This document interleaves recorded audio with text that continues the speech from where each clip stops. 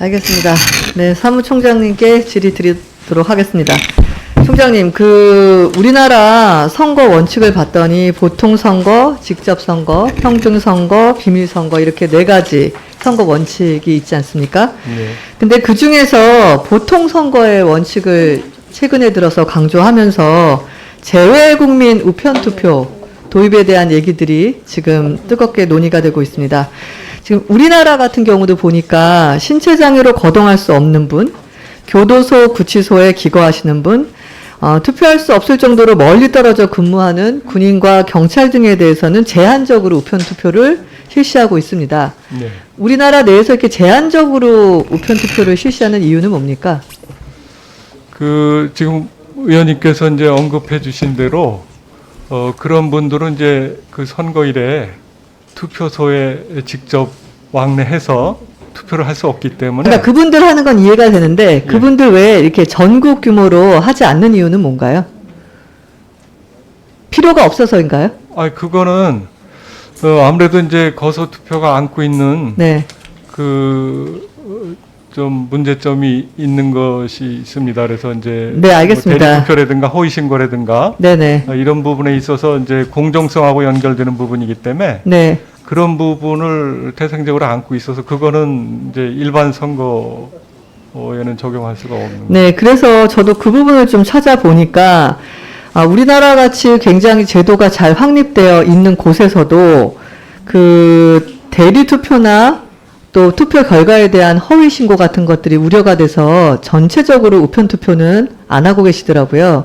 근데 이게 국회로 만약에 가게 되면 국회 같은 경우는 우리가 공권력이 발휘가 되지 않지 않습니까? 네. 그러니까 대리 투표나 불법 선거 운동과 관련돼 갖고 진행이 되면 그거에 대한 관리 감독이나 단속이 되지가 않아서 그걸 하나 염려하시고 있다고 들었고요. 또 중동이나 아프리카 같은 데는 주소 체계가 미비가 되어 있고 우편 제도가 우리처럼 신뢰할 수가 없기 때문에 정확한 배송이 사실 어려워서 그거 기반하에 선거를 치르기도 어렵고, 특히나 지금 코로나19 때문에 국가별로 차이는 있지만 우편 시스템이 예전과 달리 굉장히 불안해진 상황입니다. 그래서 배달 지연이나 사고가 굉장히 증가하고 있어서 지금 코로나가 완전히 근절될 때까지 우편 투표에 대한 부분도 굉장히 걱정들을 많이 하고 계시는 것 같고요. 또 요금을 봤더니 주재국별로 좀 차이는 있지만 평균적으로 한국으로 들어오는 등기우편 요금이 7,600원 정도 되더라고요. 근데 이 등기우편을 보낼 수 없는 경우 민간 특성 요금을 써야 되는데 이게 38,600원입니다. 이 부분만 봤을 때 이 재외동포 분들한테 우편 투표를 실시하는 것이 과연 현실적으로 가능할까라는 의문을 제가 가졌고요. 근데 바람직하게도 최근에 PPT 열어주시죠.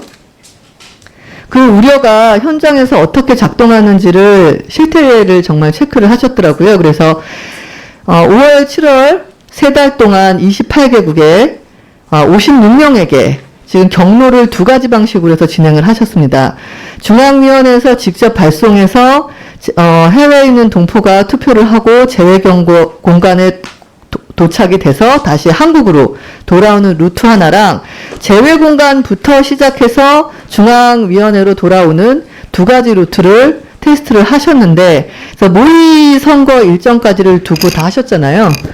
근데 이게 결과가 별로 좋지 않았던 게 중앙위원회에서 28통을 발송하고 재외공간에서 28통을 발송했는데 미도착분이 중앙위원회 같은 경우 14통이 못 들어왔고요. 재외공간 같은 경우 10통이 못 들어왔습니다.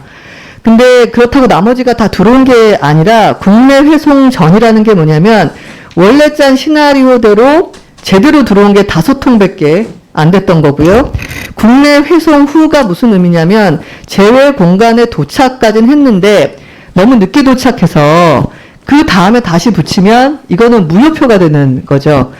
그래서 결론적으로는 28통을 발송하면 5통 정도가 중앙위원회 루트로 들어왔고 재외공간으로는 28통을 보냈을 땐 12통 정도가 들어왔습니다. 그러니까 굉장히 높은 비율로 도착이 안 되고 있는 상황이거든요. 이 결과를 끝내시고 어떤 것들을 내부적으로 좀 의견이 모아지셨나요?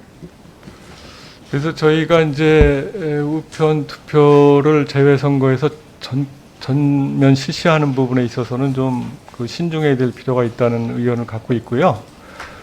당초에 저희가 이제 국회 개정 의견 금년 4월 달에 낸 것은 제한적으로 코로나 같은 상황에서 불가피한 상황이잖아요. 자기 책임이 아닌 코로나 같은 팬데믹 상황에서 투표를 못하게 되는 그런 경우에만 이제 제한적으로 우편 투표를 실시하게 하자. 네. 그런 경우도 이제 의원님 말씀하신 근데 이게 저기 총장님 이게 26개국이 그 나라 분포가 선진국, 중진국, 후진국으로 나누면 어떤 분포였습니까?